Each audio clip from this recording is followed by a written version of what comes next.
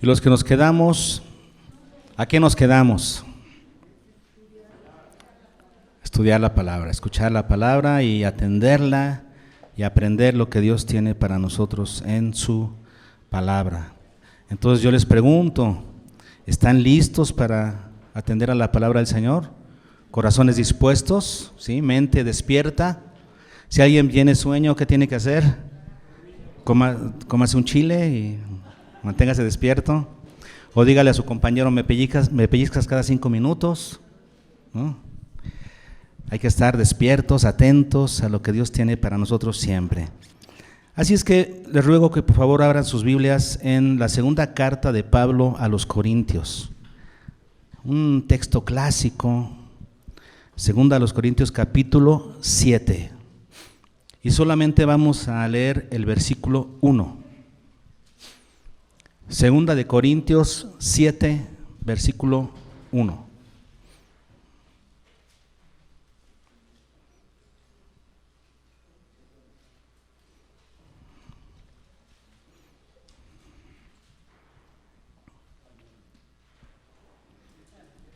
¿Ya lo tienen?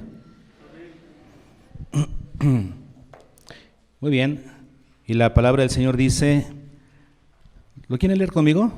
Vamos a leer juntos solamente el versículo 1. Dice así: así que, amados, puesto que tenemos tales promesas, limpiémonos de toda contaminación de carne y de espíritu, perfeccionando la santidad en el temor de Dios. Qué texto tan precioso. Que el Señor bendiga su palabra. Híjole, cuántas cosas se pueden hablar de este solo versículo, ¿no?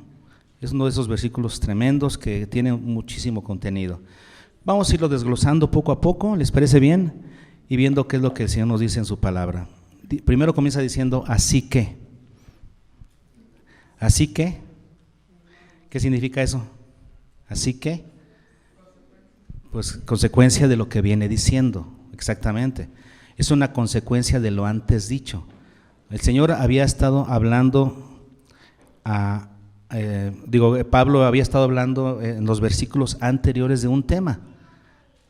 Entonces, como resultado de esto que Pablo había venido diciendo en los versículos anteriores, va a dar esta conclusión.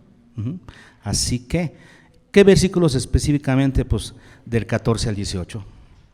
Es el contexto inmediato del versículo, de este capítulo 7, versículo 1. Su contexto inmediato es capítulo 6, versículos 14 al 18.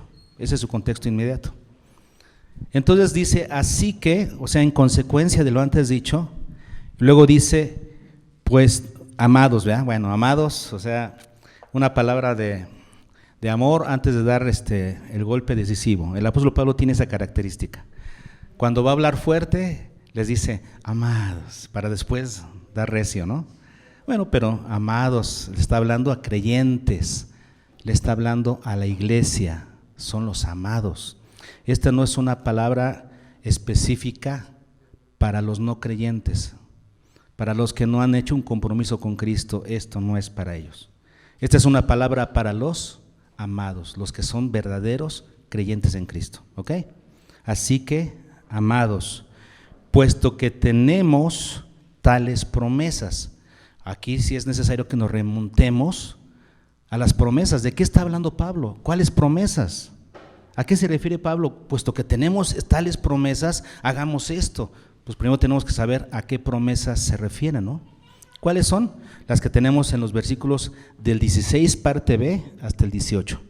Ahí tenemos las promesas. Dice, las promesas son, habitaré y andaré entre ellos, y seré su Dios, y ellos serán mi pueblo.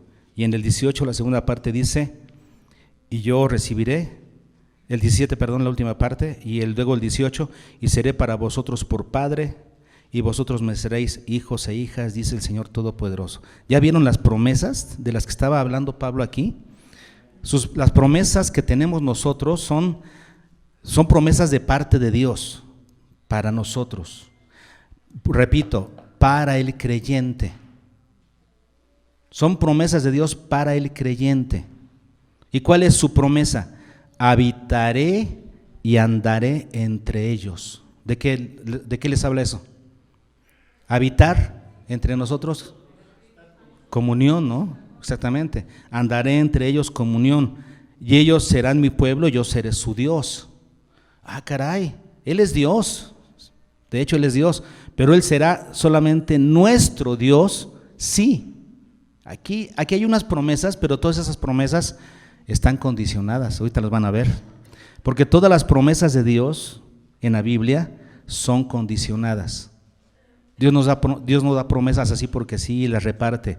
Sus promesas para nosotros siempre son condicionadas. Ahorita vamos a ver la condición, pero la promesa es: habitaré, andaré entre ellos, seré su Dios y ellos serán mi pueblo. Y luego más abajo leímos que decía: y yo os recibiré. Ah, caray, ¿que no estamos ya en Cristo? ¿Que no nos ha recibido en Cristo? Recuerden que esta es una palabra para creyentes. ¿A quién recibe el Señor en su seno, en su comunión íntima? ¿Se dan cuenta? ¿A quién?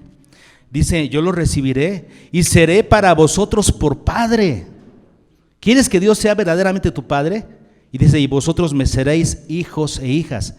Esa es la promesa de la que nos está hablando el apóstol Pablo. Pero repito, son promesas condicionadas. ¿Dónde está la condición? En el versículo 17 dice: por lo cual salid del medio de ellos y apartaos, dice el Señor, y no toquéis lo inmundo. Ah, bueno, ahí está. ¿Cuál es la condición para que Dios cumpla esas promesas de intimidad, de una relación estrecha con nosotros? ¿Cuál es la condición? Pues salid de en medio de ellos. ¿De qué está hablando? De los que no aman al Señor, de los que no tienen ese mismo compromiso que nosotros. Salid en medio de ellos, apartaos, dice el Señor, y luego ni siquiera toques lo inmundo. Muchos de nosotros aquí ya nos estamos descalificando, ¿no? Porque nos gusta estar, no apartarnos, no, estar ahí y juntarnos. Y no solamente tocar, sino revolcarnos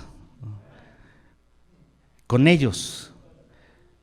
Entonces, son promesas condicionadas, pero son promesas. De eso está hablando aquí el apóstol Pablo. Así que, amados, puesto que tenemos tales promesas, ¿cuántos de ustedes quieren esas promesas? Son promesas de intimidad con Dios. Por ello, Pablo nos invita. ¿Qué dice el apóstol Pablo? Puesto que tenemos tales promesas, ¿qué? Limpiémonos. Vean lo que dice el capítulo 7, versículo 1. Puesto que tenemos tales promesas, limpiémonos. ¿Limpiémonos de qué? De toda contaminación, de carne y de espíritu. Vamos a analizar un poquito más esto, ¿no? Detenernos un poquito ahí. Limpiémonos de toda contaminación de carne y de espíritu. Puesto que tenemos tales promesas, ya que queremos esas promesas para nosotros de intimidad con Dios, pues lo que tenemos que hacer es limpiarnos de toda contaminación. ¿De qué está hablando aquí el apóstol? Bueno, limpiarnos significa justamente eso, limpiar algo que está sucio. Esta exhortación de Pablo, limpiémonos, está en tiempo aoristo, lo cual nos indica que es una decisión que debemos de tomar. Es una decisión personal, modo subjuntivo, de posibilidad. Eso quiere decir, tú tienes la posibilidad de tomar una decisión. Dios no te va a obligar, Dios te lo está indicando, Dios te hace promesas, Dios te hace invitaciones. Tú tienes que tomar una decisión. El hecho de que esta palabra esté en tiempo aoristo significa que es una decisión que nosotros debemos tomar. Limpiarse es una decisión personal y no puedo heredarla a nadie, ¿no? Es una decisión personal. Yo no puedo hacer santos a mis hijos, ellos tienen que ser santos por decisión propia. Nadie puede pasarle un poquito de su santidad a otro. Se puede enseñar santidad, se puede ejemplificar la santidad, animar a la santidad, pero nada más es una decisión personal. Así es que cada uno de nosotros debemos tomar una decisión de limpiarnos, limpiar lo que está sucio, ¿ok? Luego dice, limpiémonos,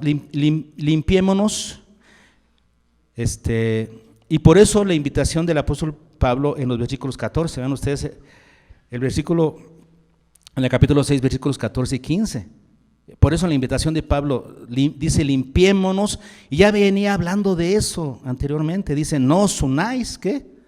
En yugo desigual. Eso tiene que ver con limpiémonos, toma una decisión. La manera de limpiarte de esas infiltraciones en tu vida, de esas influencias de tu vida, ¿cuál es? No te unas en yugo desigual. Esa palabra no os unáis en yugo desigual, ¿no? Unáis en yugo desigual es una sola palabra griega, hetero, sugeo. Hetero significa diferente, ¿no? Desigual. Y sugeo significa yugo, o sea, un yugo desigual.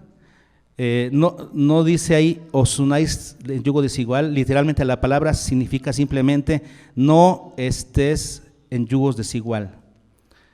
No estar desigualmente enyugados. Y por supuesto que la figura que nosotros entendemos es la de un arado, ¿no? Donde están dos animales tomados en un yugo para arar. Y lo que hacían lo que sabemos por lo que hemos leído un poquito, ¿verdad? Es que no se pone un animal grande con uno chico, porque entonces se van chueco. Tiene que ser más o menos del mismo tamaño, de la misma fuerza para que se vayan derecho, y eso es lo que da a entender un yugo desigual. Eso quiere decir, no andes en una forma desigual, no camines con alguien que es desigual a ti. Y por eso el apóstol Pablo sigue poniendo ejemplos. Después de que dice, no os unáis en yugo desigual, dice, con los incrédulos, o sea, con los que no han creído. Tener cualquier tipo de relación cercana, íntima, con los que no han creído es un yugo desigual. Nosotros podemos tener compañeros allá afuera, compañeros de trabajo, compañeros de escuela, amigos no, porque amigos habla de intimidad. Y si tienes intimidad con alguien que no es cristiano, es un, ¿qué? Yugo desigual. Cualquiera que este sea, es un yugo desigual. Por eso dice el apóstol Pablo, qué compañerismo. Vean ustedes lo que dice ahí, qué compañerismo, qué comunión, qué concordia, qué parte, qué acuerdo. No hay, no puede haber. Y las diferencias que propone el apóstol Pablo son tremendas. Dice aquí, ¿qué compañerismo tiene la justicia con la injusticia? ¿A qué se refiere Pablo? Los que practican la obediencia a Dios con los que no la practican.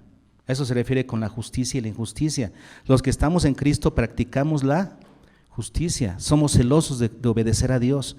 Los incrédulos, ¿qué? Ignoran o desobedecen la justicia de Dios.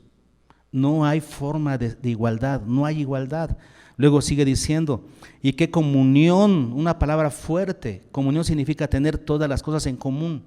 ¿Qué cosas en común puede haber entre la luz y las tinieblas? Esos son los ejemplos de Pablo, para enseñarnos que entre creyentes e incrédulos no puede haber igualdad. Es un yugo desigual. En cualquier relación que me digan, de amistad, de negocios, etcétera, cualquier tipo de amistad, tenemos que procurar la amistad con los creyentes, porque si no sería un yugo desigual. Y sigue diciendo el versículo 15, qué concordia, y la palabra concordia significa tocar como en una orquesta, una sinfónica, o sea, tocar al unísono.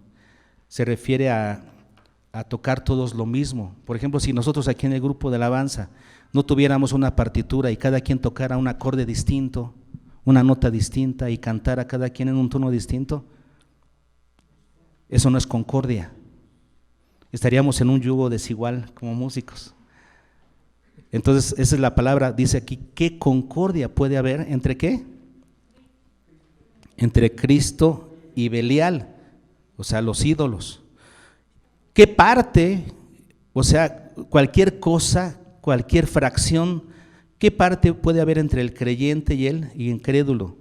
¿Qué acuerdo hay entre el templo de Dios y los ídolos? Entonces, ya lo viene manejando el apóstol Pablo. Por eso aquí nos dice, limpiémonos, dice Pablo, límpiense de esas cosas, de esos yugos, eso quiere decir, de esas influencias negativas sobre su vida. Nuestra influencia mayor debería ser con gente que ama a Dios, porque a veces sucede que personas dicen, pues yo con esa persona es mi amigo que va a la iglesia, sí, pero ¿ama a Dios? No todos los que van a la iglesia aman a Dios. Debes buscar a alguien que ame a Dios, ese es un yugo igual. Y por eso dice aquí Pablo, limpiémonos de todo ese tipo de influencia. La palabra contaminación, fíjense qué curiosa esta palabra, porque esta palabra contaminación significa, la forma de entenderse de esta palabra griega es tomar lodo y untarte tú mismo, o sea, ensuciarte tú mismo. La contaminación es algo que tú haces. Cuando tú decides algo malo, tú no puedes echarle la culpa a otro y decir, es que me ensuciaron. No, tú fuiste a ese lugar, tú elegiste esos amigos. Entonces es como si tú hubieras agarrado ese lodo y tú lo hubieras embarrado tú eres responsable, y ese es el sentido de esta palabra. Contaminación significa ensuciarse a uno mismo, como si yo estuviera completamente limpio, ¿no? Y fuera a encontrar lodo y dijera, ¡ay! ¡Güey, güey, güey! Y agarrara y me ensuciara, ¿no? Ese es el sentido de esa palabra, contaminarse. ¿Qué está diciendo Pablo? Limpiémonos de toda contaminación. Significa, limpiémonos de toda probabilidad de ensuciarnos, de toda influencia que pudiera ensuciar tu caminar con Dios. Límpiate de todo aquello que pudiera ensuciar tu relación con Dios. Evita esas influencias que te pueden llevar a ensuciar tu caminar con Dios. Por ejemplo, nosotros muchas veces no vemos malas ciertas cosas que la Biblia ve drásticamente como malas. Y nosotros parece que las vemos como una escala de grises, ¿no? Y decimos, ¿será bueno? ¿Será malo? Por ejemplo, tomar cerveza, pues no, me echo una o dos, no me emborracho. No tiene nada de malo. La Biblia no dice nada contra no tomar vino, ¿o sí? Hay una instrucción que diga, si supieran, que sí hay, pero es para cierto grupo. Los sacerdotes, los nazareos, lean la Biblia, ellos tenían que abstenerse de vino y de sidra. Eso quiere decir, ¿quiénes? Los dedicados. Pero los que no son dedicados, está bien, está en la escala de grises. ¿Se puede tomar o no se puede tomar? ¿Se puede fumar? No dice nada de la Biblia de no fumar. ¿Será pecado fumar? Todavía estás preguntándote, todavía estás en esa escala de grises pensando si está mal tatuarte. ¿Es un pecado grave? No, pero está mal. Estás reflejando algo incorrecto a las personas que te conocen. Decir malas palabras, es que a veces se me salen, nada más a veces, pero normalmente no digo, pues si se te salen es porque ahí están, aquí las tienes, por eso se salen, ante cualquier presión sale.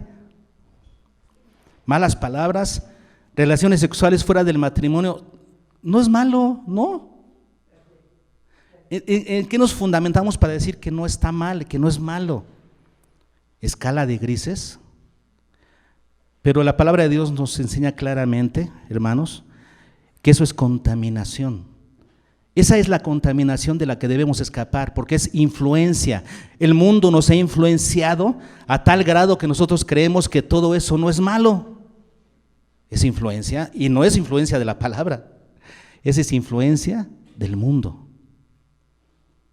Si quieres tomar el consejo de Dios para saber qué es lo bueno y lo malo, bueno, ahí está 1 Corintios 6:12. Todas las cosas me son lícitas, ¿qué?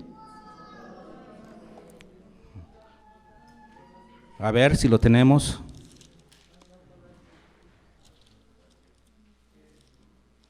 Primera Corintios 6:12 dice, todas las cosas me son lícitas, mas no todas convienen. Todas las cosas me son lícitas, mas yo no me dejaré dominar de ninguna. ¿Cuáles son los criterios para saber si tienes que hacerlo o no, si tienes que ir a un lugar o no, si debes tomar cierto amigo o no, si debes tomar ciertas sustancias o no? ¿Cuál es el criterio? Según esto, ¿qué? ¿Te conviene? O sea, ¿conviene a tu vida espiritual? No es que te conviene eres convenenciero y te conviene. Se refiere a, ¿es conveniente para tu vida espiritual? ¿Conveniente para tu caminar con Dios o te estorba en tu caminar con Dios? ¿Cuál es el otro criterio? ¿Me edifica? ¿Edifica mi vida espiritual? Y tenemos también, para complementar la idea, ahí mismo en el 1 Corintios capítulo 10, versículo 23, que dice, todo me es lícito, pero no todo conviene, otra vez, pero aquí añade algo más, todo me es lícito, pero no todo edifica. El tercer criterio es, me edifica, eso ya lo había dicho, ¿verdad? Pero no, entonces el de 6 no era me edifica, en el 6 es, mas no me dejaré dominar de ninguna cosa. Ahí tenemos los 3 criterios para saber si tenemos que hacer algo o no, si vas a un lugar o no vas, si tomas ese amigo o no lo tomas. Son 3 criterios bíblicos que tienen que ver con exigencia. ¿Cuáles son? ¿Me va a edificar? Si no, no lo hago. Si no, no participo. ¿Me conviene? ¿Es conveniente o estorba mi caminar con Dios? ¿Me domina? Y acuérdense que todo pecado finalmente es dominante. Cualquier tipo de pecado que me digan, ya sea por sustancia que tomes o por amistades o por actividades, cualquier pecado es dominante, quiere dominar tu vida. ¿Te domina? En vez de que tú lo domines para la gloria de Dios, entonces evítalo, corre fuera de eso, de esa situación. Son los 3 criterios. Ahora, ustedes me dirán, pero son criterios algo difíciles, algo exigentes, ¿no? En este mundo ya no se ve eso. En este mundo la gente eso lo ve como fanatismo, ¿no? Y voy a quedar mal delante de los demás. Pues sí. ¿Qué quieres que te diga? ¿Sí? ¿No? De eso se trata. Jesús dijo, en este mundo tendréis aflicción, este mundo los odiará, si a Jesús lo odiaron. Ahora, tenemos que recordar algo. Cuando algo te domina, es potencialmente destructivo. Y a veces sucede esto, ¿no? Que a nosotros no nos domina ese pecado, simplemente lo probamos, lo podremos dominar tal vez. Pero el pecado, déjenme decirles, se potencia en nuestras generaciones subsecuentes. Nuestras pequeñas debilidades se vuelven tremendos tropiezos para nuestros hijos y nuestros nietos. A lo mejor tú pudiste dominar el trago y dijiste, yo nomás tomo poquito en las fiestas, nomás. Sí, pero esa debilidad en tus hijos se va a multiplicar. Así que allá tú sabes. Es potencialmente destructivo el pecado. Y a veces nosotros no lo queremos ver por llamarlo de otra manera. Por eso dice el apóstol, ¿qué debemos hacer? Limpiémonos de toda contaminación, quiere decir, de toda posibilidad de influencia negativa. Cualquier posibilidad de influencia, córrele, fuera de eso, deshazte de ello, no te unas en ese yugo desigual. Y la contaminación, dice aquí, puede ser de carne y puede ser de espíritu.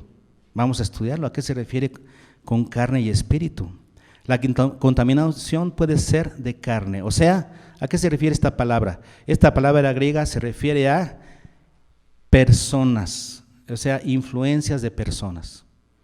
No está hablando aquí de flesh, ¿verdad? De carne física, está hablando de influencias de personas. Muy claro, concuerda perfectamente con el contexto. Se refiere a influencias. Entonces, contaminación de carne significa amigos, personas, compañeros que no son buenos para ti, que sabes que te están influyendo mal y que deberías dejar ya. Pero no quieres porque pues, te causa placer estar con ellos, es conveniente. Así es que la contaminación puede venir a través de relación con personas equivocadas, ¿no? El que anda con lobos jamás pasa del corredor, ¿no? O jamás su tronco endereza, no me acuerdo cómo. Bueno, y la contaminación de espíritu, ¿cuál es? No se refiere a que un espíritu venga y te posea, ¿no? Por supuesto que no. ¿Cuál es la contaminación de espíritu? ¿A qué se refiere de espíritu? Muchas veces en la palabra, cuando se habla de espíritu, se refiere a ideas, ideologías. Se los voy a comprobar. Por ejemplo, en 1 de Juan 4, del 1 al 6.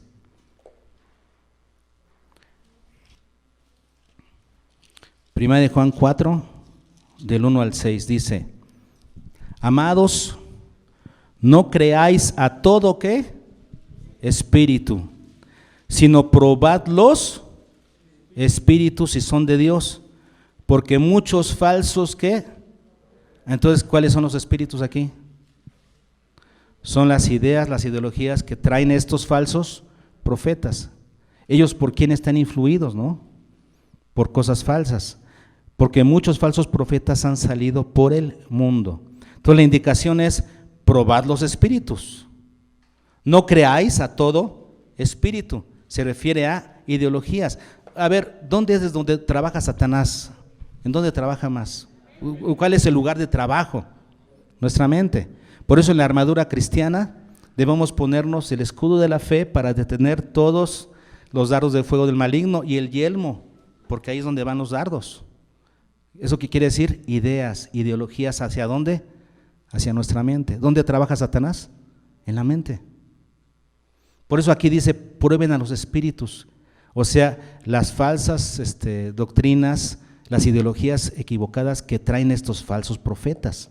Y vean lo que sigue diciendo Juan: en esto conoced el Espíritu de Dios.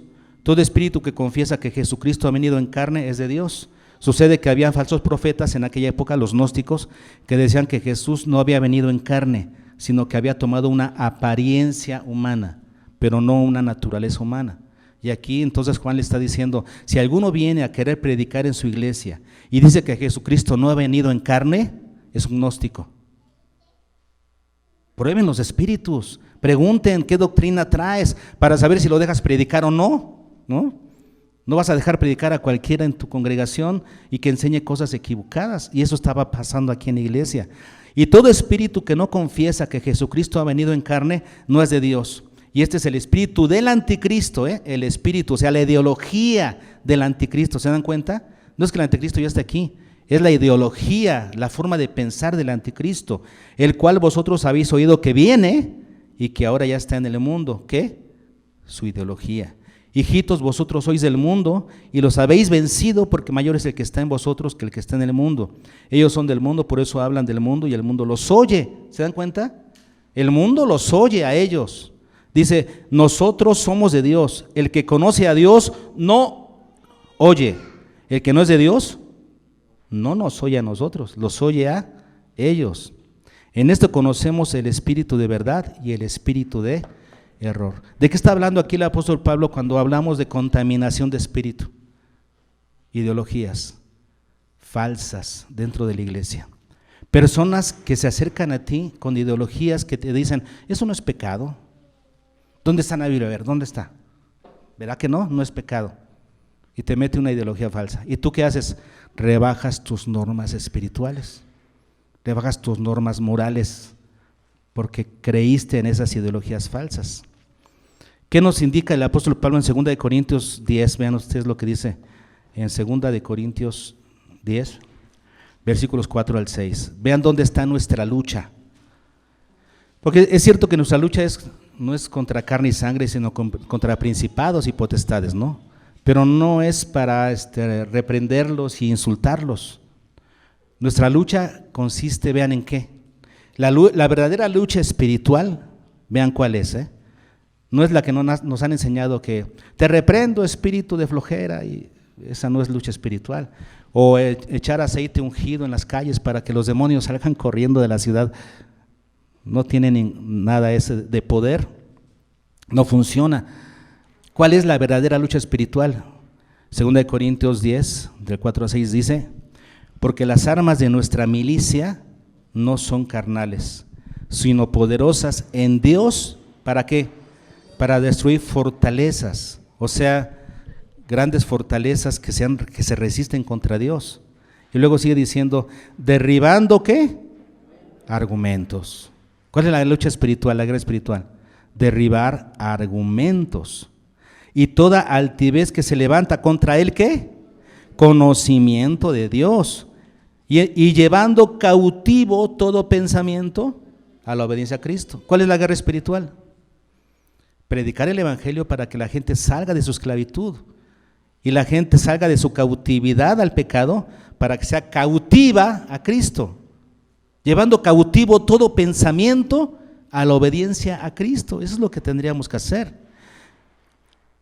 Dice: y estando prontos para castigar toda ¿qué? Desobediencia. cuando vuestra obediencia sea perfecta. Está claro entonces a qué se refiere con contaminación de carne. Contaminación de ideas, ideologías que quieran perturbar tu mente que estaba en Cristo, que aprendió el Evangelio, pero que ahora cree otras cosas. ¿Quién te enseñó? Dice el apóstol Pablo a los Gálatas, ¿quién los fascinó para creer un evangelio diferente? ¿Qué sucedió? Una contaminación de espíritu. Es lo que estaba pasando en Galacia. Una contaminación de espíritu, ideas, ideologías. Entonces, hermanos, de eso tenemos que limpiarnos. Limpiémonos de toda influencia, de toda contaminación, de toda posibilidad de ensuciar nuestra relación con Dios, ya sea por personas, o sea, por amigos, por personas, o por ideas que escuché, que leí, cualquier de ese tipo de cosas. ¿Qué tenemos que hacer?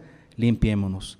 ¿Cómo se logra esa limpieza de esa contaminación de malas influencias, tanto de personas como de ideas? ¿Cómo se logra eso?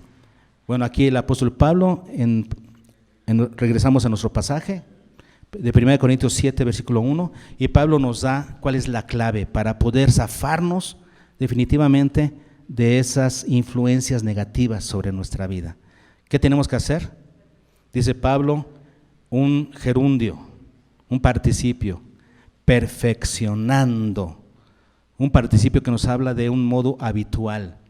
Habitualmente, tiempo presente, voz activa, tú tienes que perfeccionar, ¿qué? La santidad.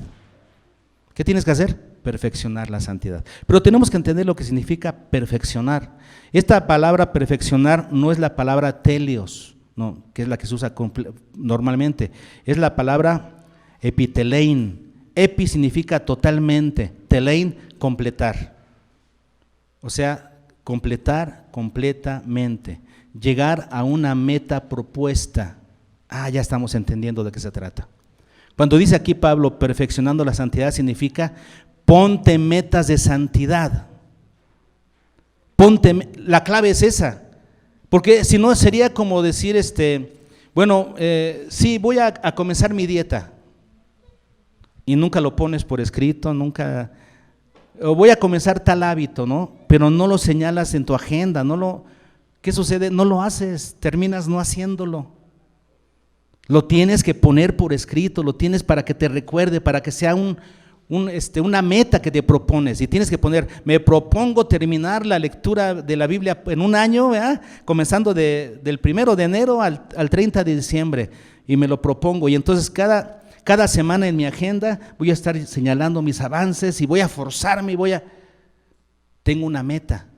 La palabra entonces, epitelein, significa, que se traduce aquí como perfeccionando, significa ponte una meta, establece una meta de santidad, una meta elevada. Como yo les decía alguna vez, ¿no? A sus hijos, ¿qué quieres que ellos sean de grandes?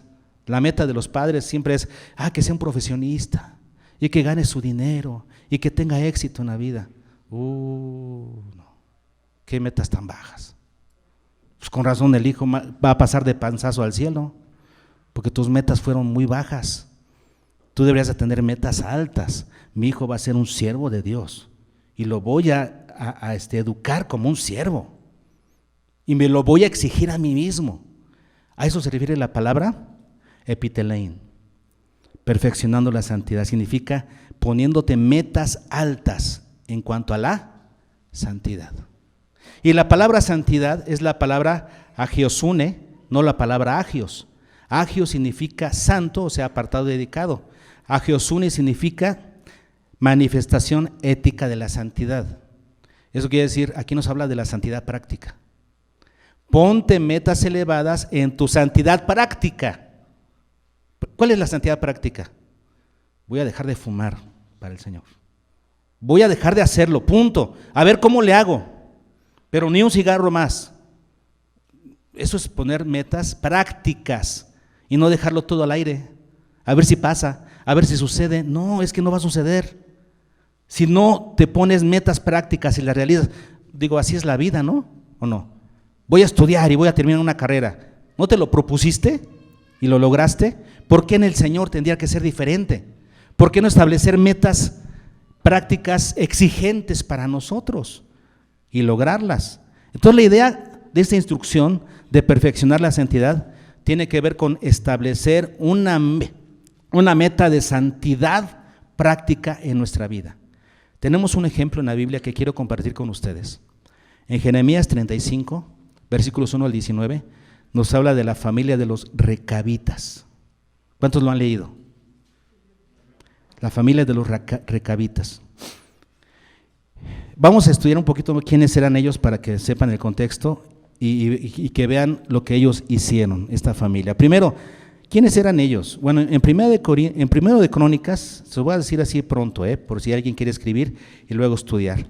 Pero en primero de Crónicas 2:55, donde tenemos las genealogías que nos escribe Esdras, ya están mencionados porque los recabitas eran ceneos. 2:55 dice: y las familias de los escribas que moraban en Jabes fueron los tirateos, los simateos y los sucateos, los cuales son los ceneos que vinieron de Amat, padre de la casa de Recab. Aquí tenemos a Recab. Los recabitas eran hijos de Recab. ¿Y Recab de dónde venía? De Amat. ¿Y Amat qué es? Un pueblo ceneo, de los ceneos. Ceneo significa herreros. Habían muchos pueblos herreros, muchos pueblos ceneos, pero uno de esos pueblos ceneos más antiguos eran los amateos, o sea, los de Amat, Hamat, con H al principio, ¿verdad? Hamat. Ok, aquí tenemos el primer indicio de ellos. Vamos a ver en Génesis 10:18, para que vean otro dato de ellos. Génesis 10:18 dice: al Arbadeo, al Semareo y al Amateo. Y después se dispersaron las familias de los cananeos. Eso quiere decir que Amat, o sea, los amateos, eran de la familia ¿de quién? De Canaán. O sea, uno de los tres hijos ¿de quién? De Noé. ¿Quiénes fueron los tres hijos de Noé? Sem, Cam y Jafet. Y uno de los hijos de Jafet fue Canaán. Ok. Entonces ya sabemos entonces que era hijo de Jafet, hijo de Canaán, los amateos. ¿Seguimos viendo? Segundo de Samuel 8:9, porque dentro de la historia del pueblo de Dios se siguen mencionando los amateos en varias ocasiones. Y a veces pasa desapercibido su nombre de nosotros, ¿verdad? En segundo de Samuel 8:9, después de que David peleó contra Hadad-Ezer, que era el rey de Soba, entonces sucede que Amat vivía cerca de Soba y eran enemigos. Cuando David comenzó a extender sus territorios, ¿qué hizo? Derrotó a Hadad-Ezer, que era rey de Soba, enemigo de los de Amat. Entonces que vean lo que hizo el rey de Amat. En 8:9 dice: asimismo, ¿dónde está? Segundo de Samuel 9. Entonces, oyendo Toi, rey de Amat, que David había derrotado a todo el ejército de Hadad-Ezer, envió Toi a Joram su hijo al rey David para saludarle pacíficamente y para bendecirle, porque había peleado con Hadad-Ezer y lo había vencido, porque Toi era enemigo de Hadad-Ezer, y Joram llevaba en su mano utensilios de plata y de oro y de bronce. Y se los dio a David y David los puso en el templo. ¿Se dan cuenta? Entonces, en la época de David ya tenemos que eran una región y que el rey de Amat mandó a felicitar a David por haber derrotado a Hadad-Ezer. Primero de Reyes 8:65.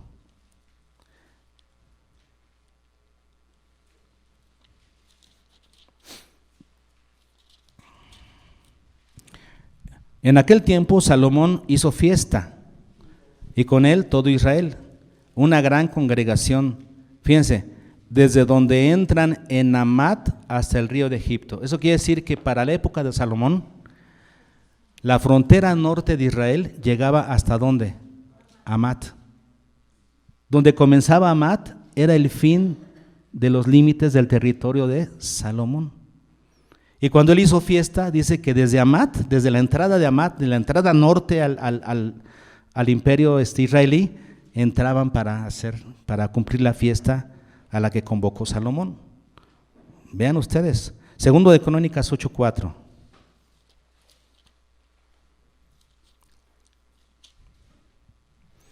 Y edificó Tamdor en el desierto y todas las ciudades de aprovisionamiento que edificó en Hamat. Entonces, ¿qué estamos viendo aquí?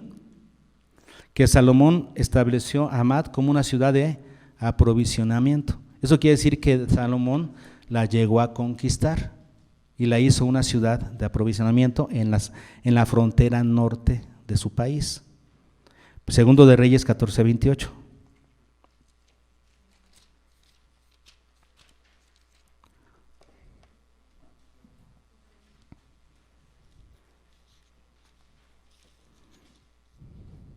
Dice, los demás hechos de Jeroboam y todo lo que hizo y su valentía y todas las guerras que hizo y cómo restituyó al dominio de Israel a Damasco y Hamat.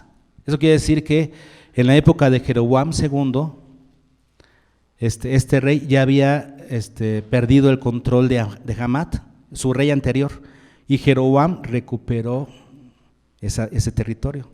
Solamente para que veamos cómo siguió formando parte de la historia de Israel esta nación. Jeremías 52:9.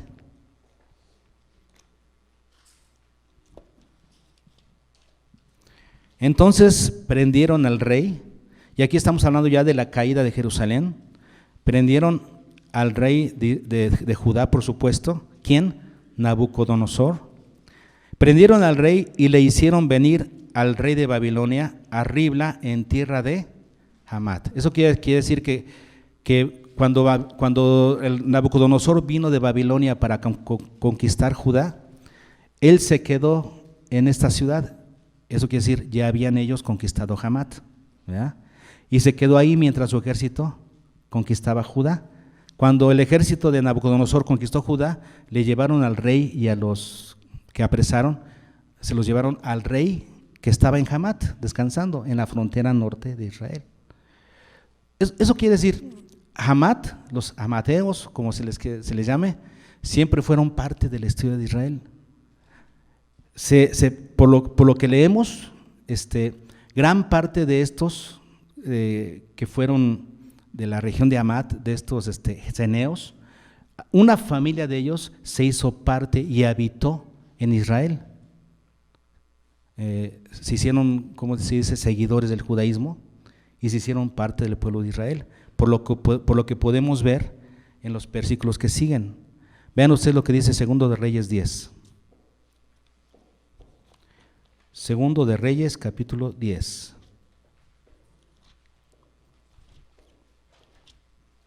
¿Sí me están siguiendo todavía?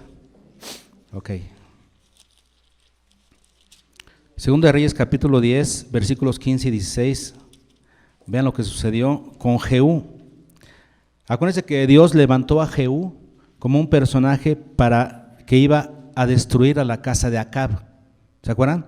Dios le prometió que él sería rey de Israel y que él iba a destruir a toda la familia de Acab. Acab era un rey muy malo. Entonces Jehú actuó al principio como el brazo de Jehová para destruir a la familia de Acab. Pero él se encontró con Jonadab. ¿Quién será Jonadab? Vamos a verlo. 10:15. Yéndose luego de allí, se encontró con Jonadab, hijo de Recab. Volvemos al punto, ¿no? Los de Hamat eran ceneos, ¿ok? De Hamat estaba la familia de Recab, que era padre de Hamat, de la nación de los amateos, ¿no? Recab. Y aquí tenemos a Jonadab, que era hijo de Recab. Bueno, dice ahí, se encontró con Jonadab, hijo de Recab, y después que lo hubo saludado le dijo, ¿es recto tu corazón como el mío es recto con el tuyo? Y Jonadab le dijo, ¿lo es? Pues que lo es, dame la mano. Y él le dio la mano, luego lo hizo subir consigo al carro. Y le dijo, ven conmigo y verás mi celo por Jehová. Lo pusieron pues en su carro. Y luego que Jehú hubo llegado a Samaria, mató a todos los que habían quedado de Acab en Samaria, hasta exterminarlos, conforme a la palabra de Jehová que había hablado por Elías. Jehú inclusive fue juzgado porque utilizó mayor violencia y fuerza que la que Dios le había dicho. Pero bueno, exterminó a la familia de Acab. Y Jehú le dijo a Jonadab: ven conmigo, hermano, ¿ya? Súbete a mi carro y te voy a mostrar mi celo por Jehová. ¿Y qué hizo? Fue a Samaria y mató a toda la familia de Acab. ¿Cómo mostró su celo Jehú? Matando gente. Yo siento que esto señaló de alguna manera a Jonadab, porque Jonadab, hijo de Recab, o sea, es el que de la familia de los recabitas, fue un líder de la familia de los recabitas que influenció a sus generaciones futuras. Y vean ustedes lo que hizo Jonadab, hijo de Recab. Ahora sí, vámonos a Jeremías 35 para ver quiénes son estos recabitas y qué hicieron. Jeremías 35, y para que entendamos, vamos leyendo desde el principio, desde el 1. ¿Si ya lo tienen?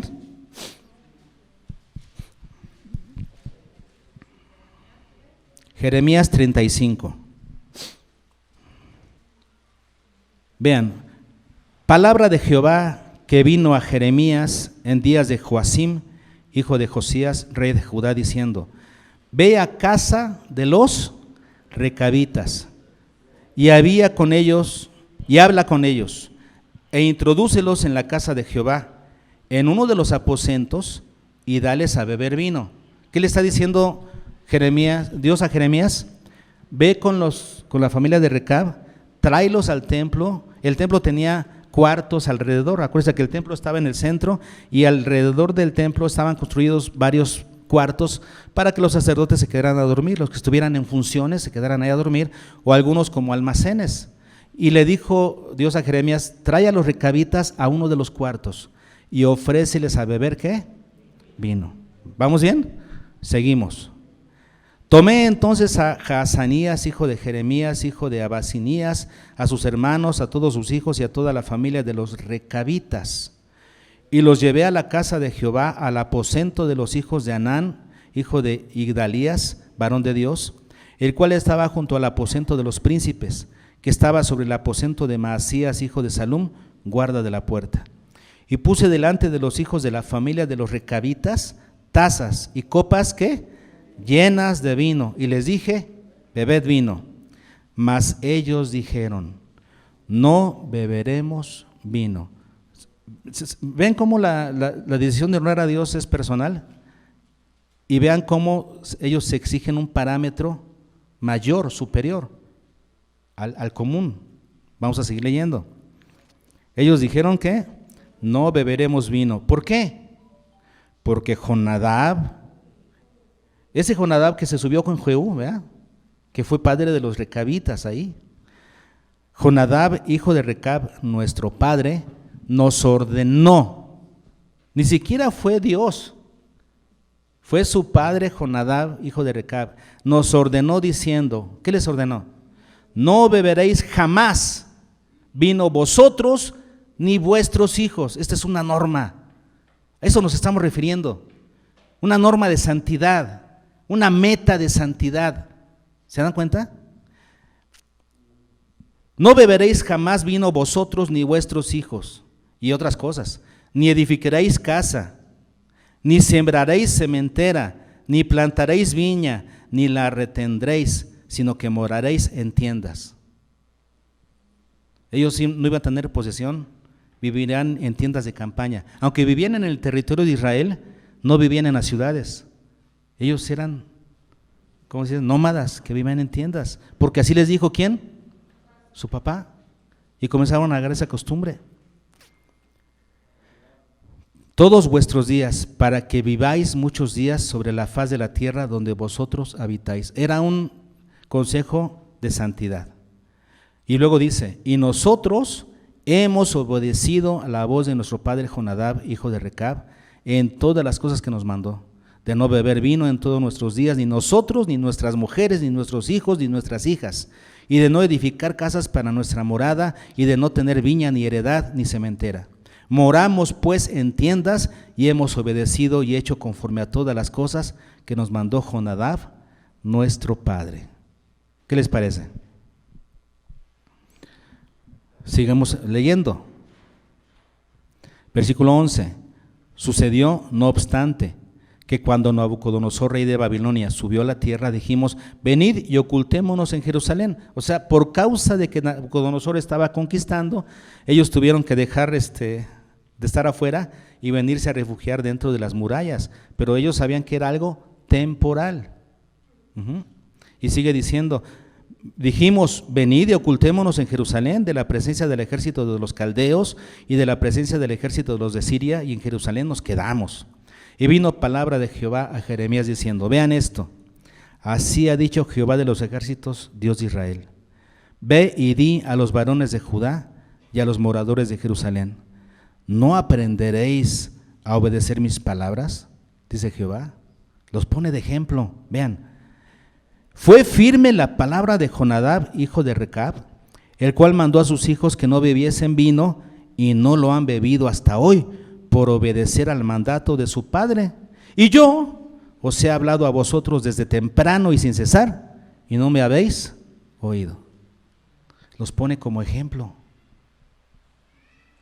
Envié a vosotros todos mis siervos, los profetas, desde temprano y sin cesar, para deciros, volveos ahora cada uno de vuestro mal camino y enmendad vuestras obras, santidad práctica, enmendad vuestras obras, y no vayáis tras dioses ajenos para servirles, y viviréis en la tierra que di a vosotros y a vuestros padres, mas no inclinasteis vuestro oído, ni me oísteis.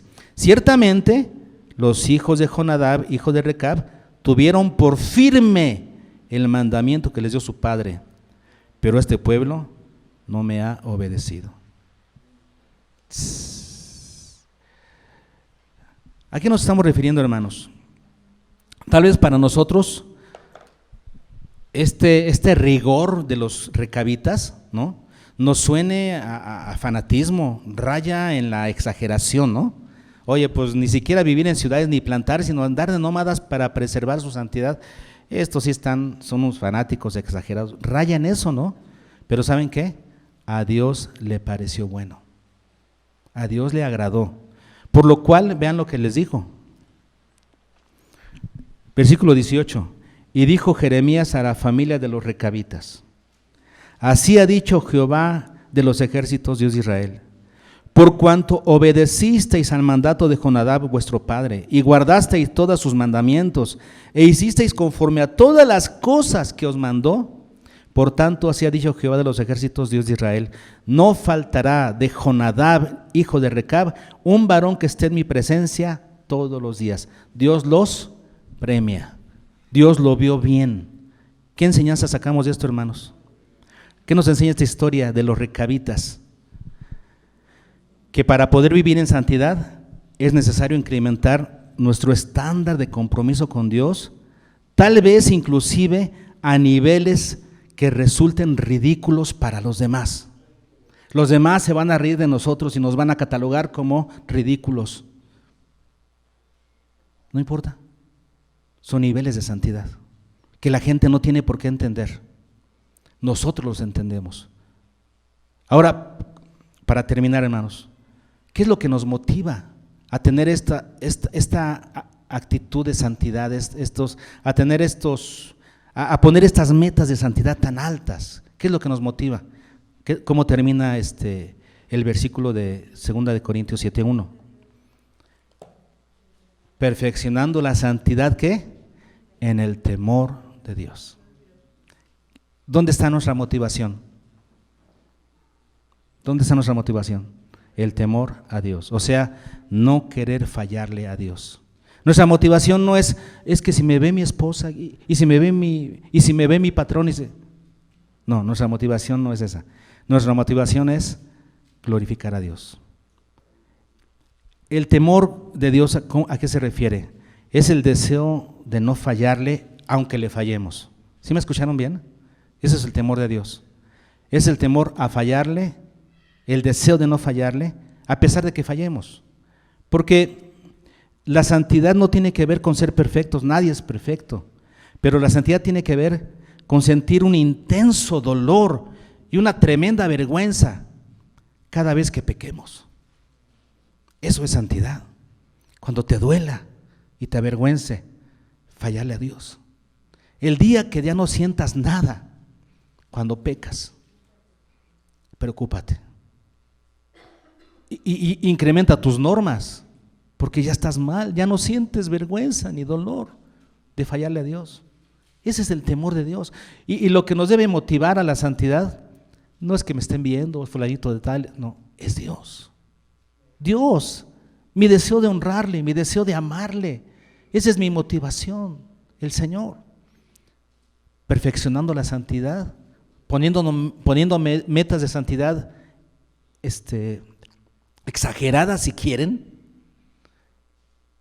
por el deseo de amar y honrar a mi Dios, tanto en lo privado como en lo público. Ya entendimos lo que es la santidad entonces, en esta predicación. Si queremos crecer en santidad, lo primero que tenemos que hacer es que evitar las malas influencias, sea de personas o de ideas, que me están metiendo ideas de que no es tan malo, de que no pasa nada. No, incrementa tu nivel de santidad. Tienes que alentarte por esas promesas de intimidad que Dios te da, que será tu Dios, tú serás su pueblo, Él será tu padre, tú serás hijo e hija. Que esas promesas te alienten para ponerte metas de santidad excelentes, ¿cómo podríamos decir?